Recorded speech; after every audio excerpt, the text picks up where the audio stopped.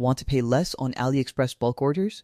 In this video, I'll show you how to contact sellers directly and negotiate better prices. So let's get started. First, open the AliExpress app on your phone and make sure you're logged into your account. Now, search for the product you want to buy in bulk.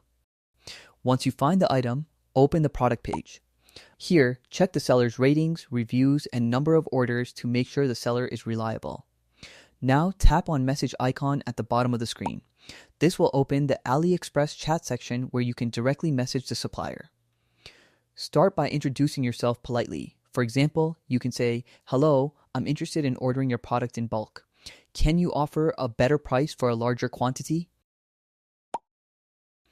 Then mention how many units you want to order.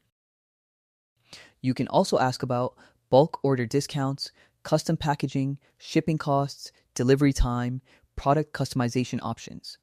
Be professional and clear while chatting with the seller.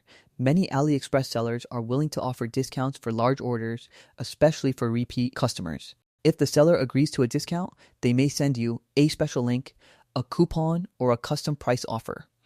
Before placing the order, make sure to confirm all details including price, quantity, and shipping. And that's it.